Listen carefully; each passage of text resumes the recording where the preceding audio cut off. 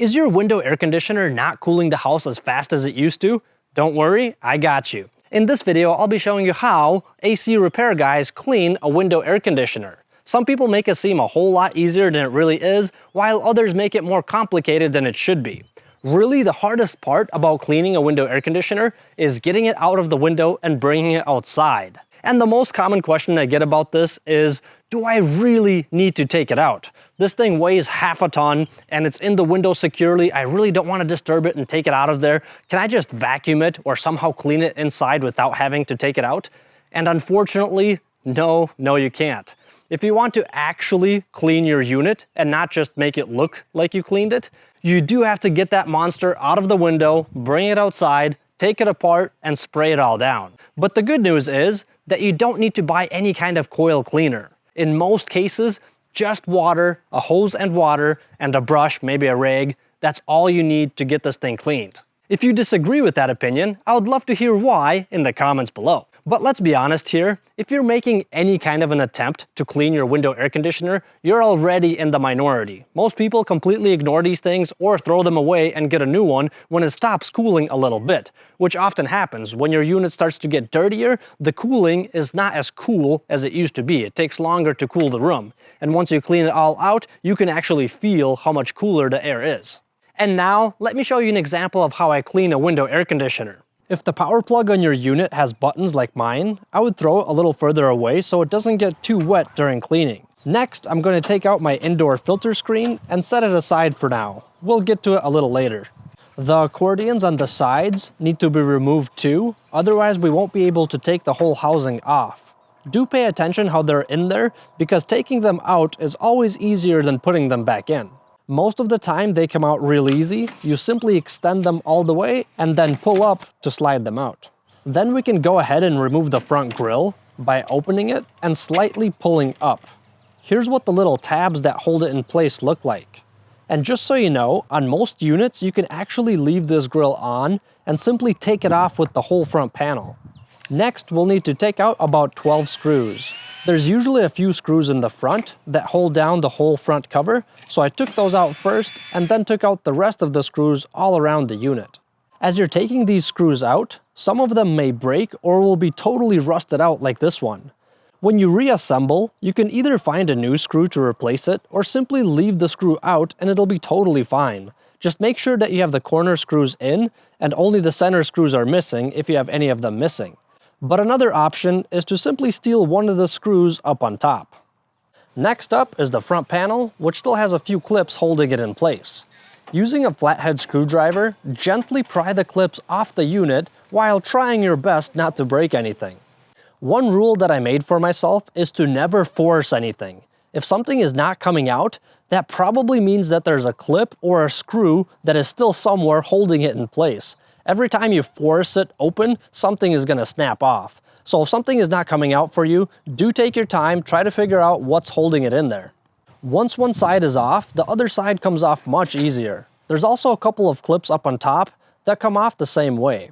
And lastly, there's an annoying little vent lever which can be a bit of a pain to take out. Even I got annoyed with this one and ended up taking a break to take the AC cover off. Oh, by the way, on some window air conditioners, this cover is more like a sleeve, so it goes all the way around the unit and you have to pull the unit out of it.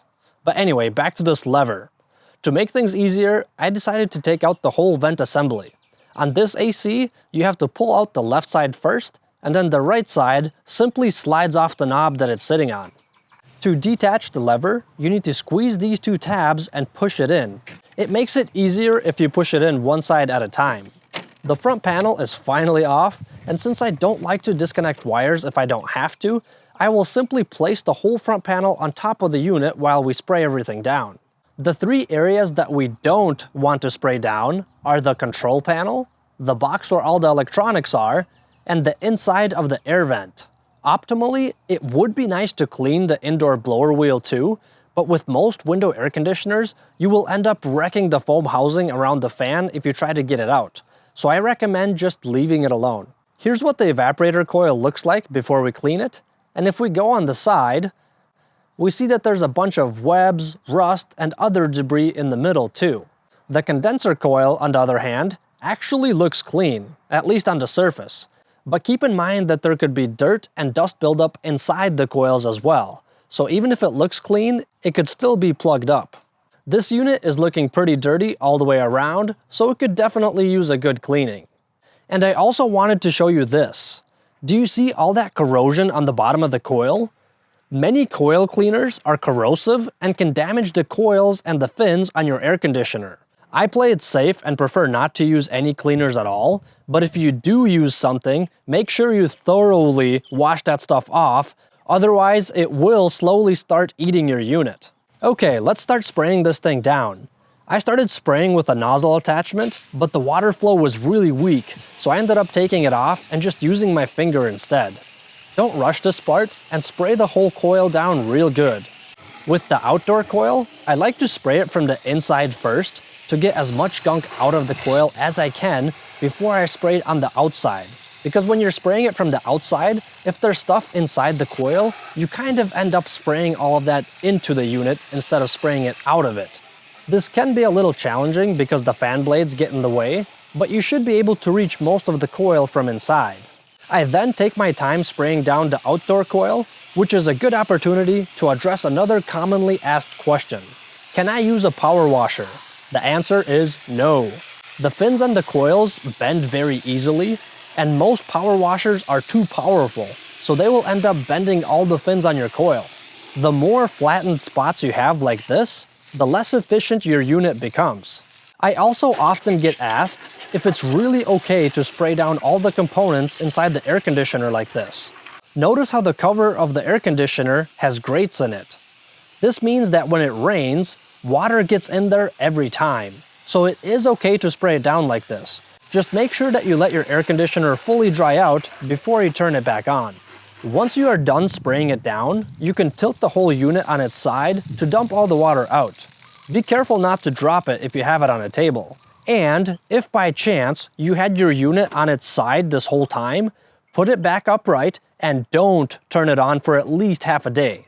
When you have the air conditioner on its side, the oil in the compressor seeps out of it and it takes it a while to flow back in. So definitely give it some time before you turn it back on. I also got some water on my control panel, so this is another thing that I will make sure completely dries out before I turn the unit back on. And here we have the finished result. I think it looks much better than before, but if you think I could have cleaned it up more, you're right.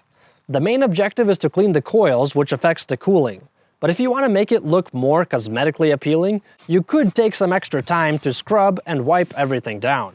But one thing that I do always wipe down is the vent hole, since that is where the air blowing into the room comes out of. We also shouldn't forget all the pieces we have set aside and give those a good cleaning as well.